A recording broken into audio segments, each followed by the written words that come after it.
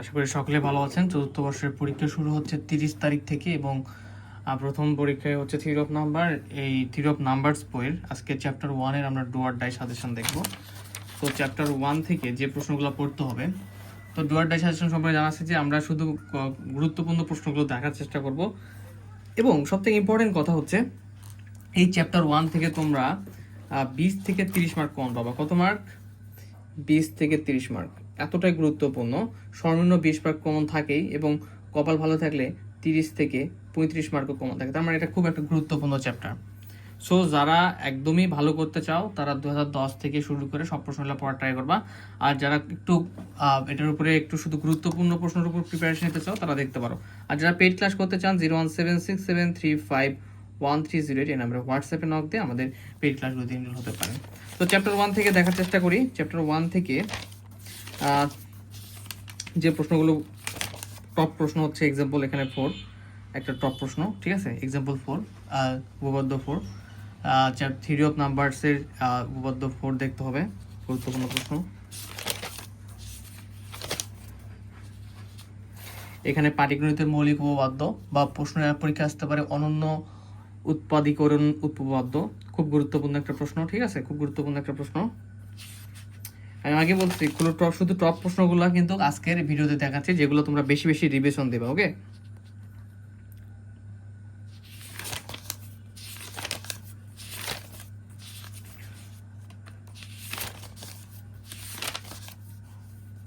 এরপরে আমাদের যেটা দেখতে হবে,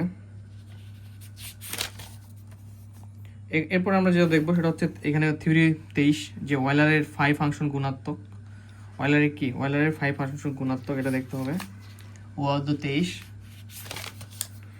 এরপর উপপাদ্য 24 মোস্ট ইম্পর্টেন্ট একটা প্রশ্ন, যে n greater than equal to পূর্ণ সংখ্যার জন্য ফাই n যোগ্য সংখ্যা, গুরুত্বপূর্ণ একটা প্রশ্ন, দেখতে হবে। ওকে, উপপাদ্য 24।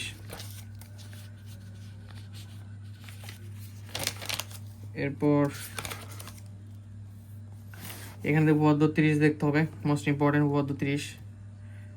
উপপাদ্য 31 দেখতে হবে। এগুলো একদম 99% 100% প্রশ্নগুলো শুধু দেখাই দিচ্ছি, এগুলো মোস্ট ইম্পর্টেন্ট। উপপাদ্য 32 দেখতে হবে।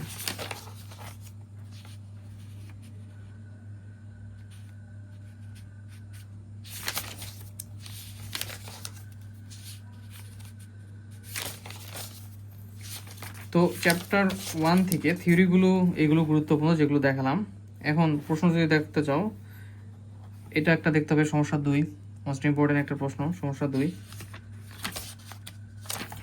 এরপর একটা ব্যাপার রয়েছে এখানে, দেখো এই ধরনের প্রশ্নগুলো, যেমন মান নির্ণয় করো, এই ধরনের মানগুলো নির্ণয় করে একটা দুটো যদি শিখতে পারো, বাকিগুলো কিন্তু ইজিলি পারবা। সো এগুলো থেকে একটা দুটো তোমরা সুন্দরভাবে মানগুলো নির্ণয় করা একটু শিখে নেবা সমস্যা 4 থেকে, ঠিক আছে? সমস্যা 5, যেমন যোগাশ্রয়ী পূর্ণ সংখ্যা যোগাশ্রয়ী নম্বর, যে কোনো একটা যদি করো ভালোভাবে, এগুলো সবগুলো কিন্তু পারবা। সো তোমরা যারা ক্লাসে আসো, এই জায়গায় অংশটাও গুরুত্বপূর্ণ এবারের জন্য, যারা ক্লাসে আসো তারা এই অংশ থেকে তোমরা একটু প্রশ্নগুলো দেখে নিবা যে কোনগুলো কিভাবে সমাধান হচ্ছে, একইভাবে করতে পারবা।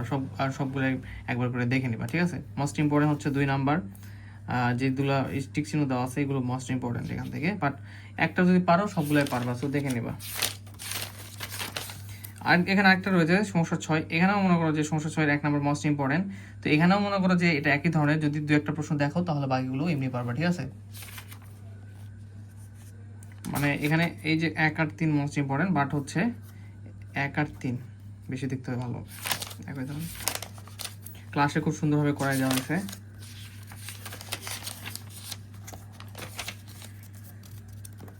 এরপরে সমস্যা 14 দেখতে হবে। সমস্যা 14, যেহেতু এই চ্যাপ্টার থেকে প্রশ্ন হয় বেশি, ঠিক আছে? এর জন্য আমাদের কি একটু বেশি প্রশ্ন পড়তেই হবে, করার কিছু নেই। সমস্যা 23 দেখবে, ছোট প্রশ্ন, সমস্যা 23। এরপর সমস্যা 27 দেখতে হবে, মোস্ট ইম্পর্টেন্ট একটা প্রশ্ন। তো এই ছিল চ্যাপ্টার 1-এর সাজেশন। আর কয় ভাগের ক্ষেত্রে লাস্ট 10 বছরে পড়বা।